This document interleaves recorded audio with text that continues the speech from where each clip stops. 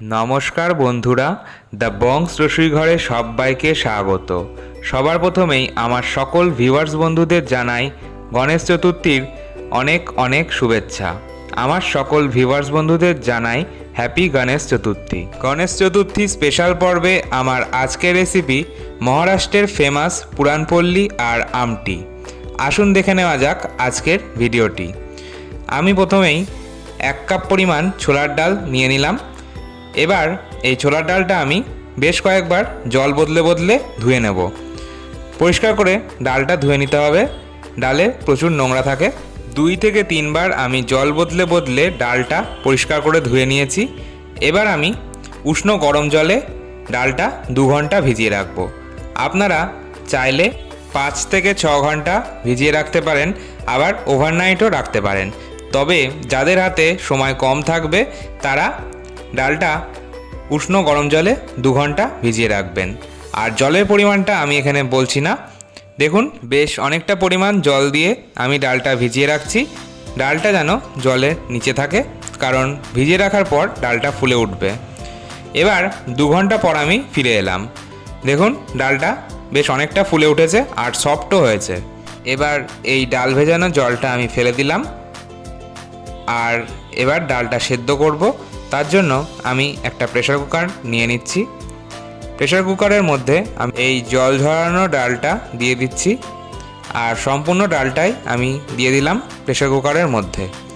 এবার দিয়ে দেব 5 কাপ জল। জলটা এখানে একটু বেশি পরিমাণেই দিতে হবে। আমি এখানে মেজারিং কাপের 5 কাপ পরিমাণ জল দিলাম। দিয়ে দিচ্ছি স্বাদ মতন লবণ, আর দিয়ে দেব 1/2 টিস্পুন হলুদ গুঁড়ো। এবার প্রেসার কুকারের ঢাকনাটা বন্ধ করে দিচ্ছি। ভালো করে লক করে আমি এটা ওভেনে বসিয়ে দেব। গ্যাসের ফ্লেম হাই দিয়ে এটা আমি 7 থেকে 8টা সিটি পড়তে দেব। গ্যাসের ফ্লেম হাই করে দিয়েছি। 7 থেকে 8টা সিটি পড়ার জন্য অপেক্ষা করব। এই 8টা সিটি পড়ে গেল। এবার আমি নেক্সট স্টেপে চলে যাচ্ছি। একটা সসপ্যানে নিয়ে নিচ্ছি গমের আটা 2 কাপ। দেখুন, যে আটায় আমরা রুটি বানাই সেই আটাই আমি এখানে 2 কাপ নিলাম। আর নিয়ে নিচ্ছি ময়দা। যে কাপ মেপে আটা নেব সেই কাপ মেপেই আমি ময়দাটা নিলাম। 2 কাপ আটার জন্য 2 কাপ ময়দা লাগবে। আটা আর ময়দার পরিমাণটা সমান সমান রাখবেন। যদি 1 কাপ আটা নেন সেক্ষেত্রে 1 কাপ ময়দা নেবেন। দিয়ে দিলাম স্বাদ মতন লবণ, আর দিয়ে দিচ্ছি 1/2 টিস্পুন হলুদ গুঁড়ো। এবার দিয়ে দেব ঘি। আমি এখানে ময়নের জন্য 3 টেবিল স্পুন ঘি দিচ্ছি। আপনারা চাইলে ময়নের জন্য তেল ব্যবহার করতে পারেন, তবে ঘি দিলে স্বাদটা বেশি ভালো হবে। এবার দিয়ে দিচ্ছি আখের গুড় 1 টেবিল স্পুন, আর 1 টেবিল স্পুন আখের গুড় দিচ্ছি। আপনারা চাইলে আখের গুড়ের পরিবর্তে চিনি ইউজ করতে পারেন। এবার খুব ভালো করে আমি ময়নটা দিয়ে নেব। ময়ন যত ভালো দেওয়া হবে লুচি পরোটা কিন্তু তত ভালো হয়। খুব ভালো করে আমি ময়নটা দিয়ে নিচ্ছি। ময়ন দেওয়া হয়ে গেলে এবার অল্প অল্প করে জল দিয়ে এটা আমি মেখে নিচ্ছি। আর এখানে আমি নর্মাল জল ইউজ করছি, কোনো গরম জল বা ঠান্ডা জল ইউজ করিনি। দেখুন, খুব ভালো করে আমি ময়দাটা মেখে নিয়েছি। আর নর্মাল লুচি পরোটার জন্য যেমন ডো মেখে থাকি সেরকমই ডোটা মেখে নেব। এবার ওপরে একটু তেল ভালো করে আমি মাখিয়ে নিলাম। তারপর 30 মিনিটের জন্য চাপা দিয়ে রেখে দিচ্ছি। অন্যদিকে আমাদের প্রেসারের থেকে স্টিমটা সম্পূর্ণ বেরিয়ে গেছে। ডালটাও একদম ভালোভাবে সেদ্ধ হয়েছে। আমি একবার দেখিয়ে দিচ্ছি। দেখুন, ডালটা পারফেক্ট সেদ্ধ হয়েছে। এবার ডালের যে জলটা আছে সেটা আমি ঝরিয়ে নেব। একটা বাটিতে আমি ডালের জলটা ঝরিয়ে রেখে দিচ্ছি। ডালের জলটা আমার পরে কাজে লাগবে, এটা আমি ফেলে দেবো না। ডালটা এবার আমি একটা বাটি দিয়ে ম্যাশ করে নেব। আপনারা চাইলে ম্যাশারের সাহায্যেও ম্যাশটা করে নিতে পারেন, তবে যাদের কাছে ম্যাশার নেই তারা এরকম ছোট যে কোনো একটা বাটি নেবেন, সেই বাটি দিয়ে ভালো করে ডালটা ম্যাশ করে নেবেন। এবার দিয়ে দিচ্ছি 3 টেবিল স্পুন আখের গুড়। আপনারা চাইলে আখের গুড়ের পরিবর্তে চিনিও ইউজ করতে পারেন, তবে অথেন্টিকভাবে যদি করতে হয় তাহলে কিন্তু এখানে গুড়টাই ইউজ করতে হবে। এবার আমি একটা ওভেনে বসিয়ে দিলাম, খুব ভালো করে এবার মিশিয়ে নিচ্ছি। দিয়ে দেবো স্বাদ মতন লবণ। ডাল সেদ্ধর সময়ও কিন্তু আমরা লবণটা দিয়েছিলাম, তাই একটু বুঝে লবণটা ইউজ করবেন। এবার গ্যাসের ফ্লেম মিডিয়াম টু হাই দিয়ে সম্পূর্ণ ডালটা আমি শুকিয়ে নিলাম। দেখুন সম্পূর্ণটা শুকিয়ে গেছে। এবার আমি দিয়ে দিচ্ছি 1 টেবিল স্পুন ঘি, আর দিয়ে দিচ্ছি 1/4 টিস্পুন এলাচের গুঁড়ো, আর দিয়ে দিচ্ছি একটা ছোট জায়ফলের 4 ভাগের 1 ভাগের অংশ একটা গ্রেটারের সাহায্যে গ্রেট করে মানে গুঁড়োটা দিচ্ছি। দিয়ে সব কিছু খুব ভালো করে একবার মিশিয়ে নিলাম। আর জায়ফলটার গুঁড়ো কিন্তু বেশি দেবেন না, জায়ফলের গুঁড়োর গন্ধটা খুব তীব্র হয়, বেশি দিলে খেতে ভালো লাগবে না। এবার একটা স্প্যাচুলা দিয়ে আমি এটা খুব ভালো করে ম্যাশ করে নিলাম। আমার পুরান পলির পুরটা একদম তৈরি। আমি এটা নামিয়ে একটা থালার ওপর ঠান্ডা হতে দিচ্ছি। আমি এবার নেক্সট স্টেপে চলে যাচ্ছি। আমটি বানাবো। আমটির জন্য আমার লাগবে ওই সেদ্ধ ডালের জলটা, আর লাগছে শুকনো নারকেল, এটাকে মহারাষ্ট্রে বলা হয় খোবরা। আমি এই শুকনো নারকেলের পাউডার করে নিলাম মিক্সিং জারে। দেখুন এবার আমি ওভেনে একটা বাটি বসিয়ে দিচ্ছি, দিয়ে দিচ্ছি 2 টেবিল স্পুন রিফাইন অয়েল। এবার কিছু গোটা গরম মশলা দেবো, দিচ্ছি একটা তেজপাতা যেটা মাঝখান থেকে ছিঁড়ে নিয়েছি, দিলাম 3 টুকরো দারচিনি, দিয়ে দিচ্ছি একটা শুকনো লঙ্কা, শুকনো লঙ্কাটা মাঝখান থেকে ভেঙে নিয়েছি, আর দিয়ে দিচ্ছি 5 থেকে 6টা গোটা গোলমরিচ, দিয়ে দিচ্ছি 1 টিস্পুন গোটা জিরে, 1 টিস্পুন গোটা সর্ষে বা রাই, দিয়ে দিচ্ছি 1/4 টিস্পুন হিং, আর দিয়ে দিচ্ছি 5 থেকে 6টা ফ্রেশ কারি পাতা। এবার এই মশলাগুলো একটু ফ্রাই করে নেব। মশলা দিয়ে সুন্দর গন্ধ বেরোতে শুরু করলে দিয়ে দেবো ওই খোবরা পাউডারটা, আর দিয়ে দিচ্ছি 1 টেবিল স্পুন কাশ্মীরি লঙ্কার গুঁড়ো আর 1/4 টিস্পুন হলুদ গুঁড়ো। এবার এই সব কিছু খুব ভালো করে মিশিয়ে নিচ্ছি, আর এটা একটু ফ্রাই করতে হবে। গ্যাসের ফ্লেম লো টু মিডিয়াম রেখেছি। হলুদের কাঁচা গন্ধটা যাওয়া পর্যন্ত এটা ফ্রাই করে নেব। 1 মিনিট সময় ধরে ফ্রাই করে নিলাম।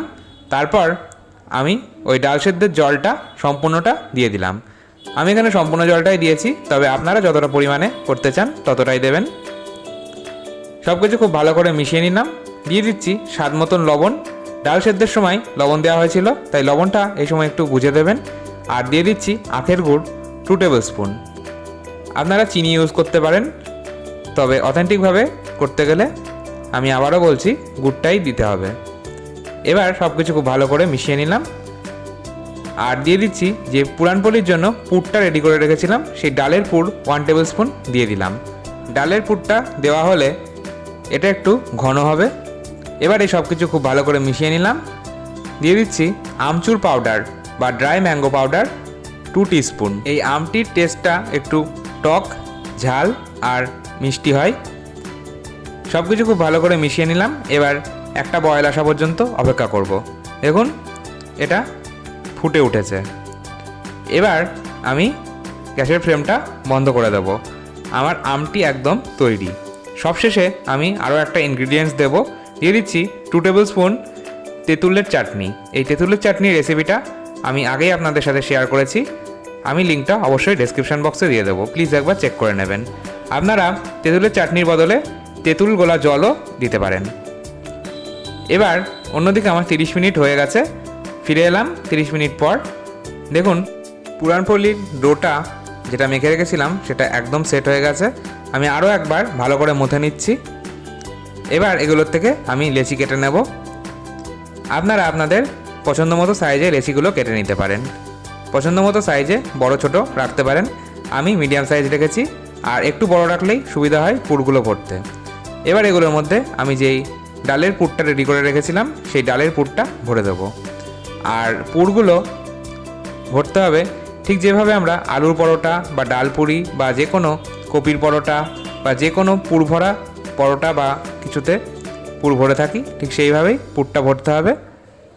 পুরটা মাঝ বরাবর ভরে আমি মুখটা ওপর থেকে সিল করে দিচ্ছি। দেখুন খুব ভালো করে সিল করে দিলাম।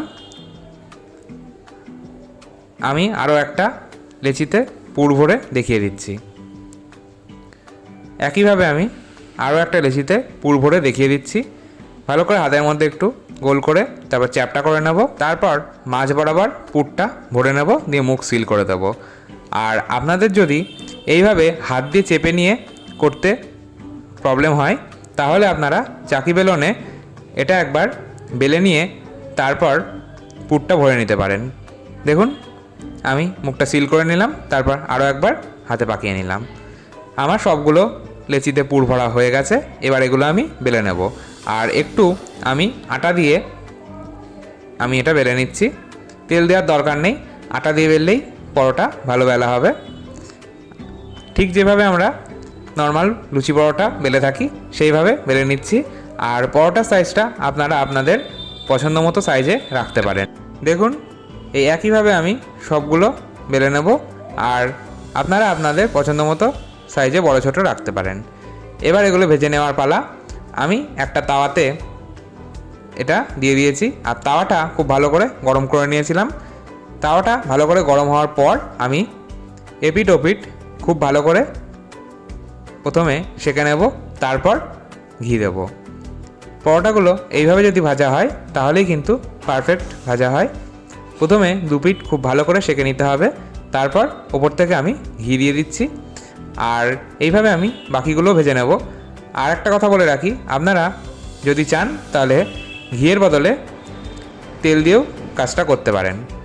সবগুলো পুরানপলি আমার ভাজা হয়ে গেছে। আমি এবার পুরানপলিটা আমটির সাথে সার্ভ করছি। পুরানপলির সাথে আমটি খেতে অসাধারণ লাগে।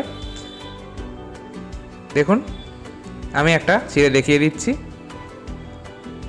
একদম পারফেক্ট হয়েছে। আপনারাও অবশ্যই এইভাবে একবার বাড়িতে ট্রাই করে দেখতে পারেন, আশা করছি ভালো লাগবে। আর এই পুরানপলি আর আমটি কিন্তু গণেশজিকে ভোগ হিসেবে নিবেদন করা যেতে পারে।